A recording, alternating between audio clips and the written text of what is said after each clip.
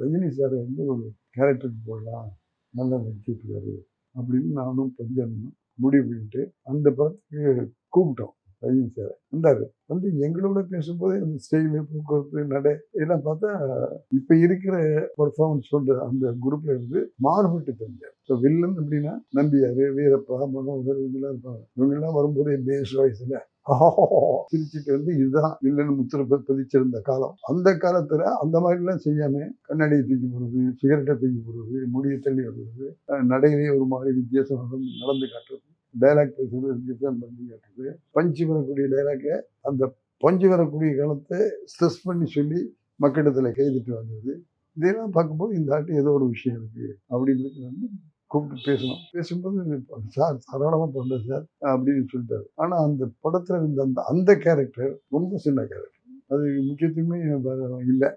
இந்த இவ்வளவு நடிக்கக்கூடிய ஒரு திறமை உள்ள நடிகரை நம்ம வீணாக்கிடக்கூடாது அப்படின்னு அவர்கிட்டயே சொன்னோம். நாங்கள் கூப்பிட்டு உன்னை பார்த்தது போடணுங்கிறதுக்காக கூப்பிட்டு பார்த்தோம். அந்த ரோல் வந்து ரொம்ப சின்ன ரோல். அது உன்னுடைய பர்ஃபார்மன்ஸ் நிற்காது. நாங்களும் உன்னை அதை டெவலப் பண்ண முடியாது. ஆகவே அந்த ரோலில் போட்டு உன்னுடைய நடிப்பை வேஸ்ட் பண்ணக்கூடாது. நீ நடிக்கிற மாதிரி வேஷம் வரும்போது உங்களை நான் கூப்பிடுவோம் அப்படின்னு சொல்லிட்டு அவரே அனுப்பிச்சிட்டோம். அவர் okay sir, no problem, okay sir பண்ணிவிடுவோம் சார் போயிட்டாரு.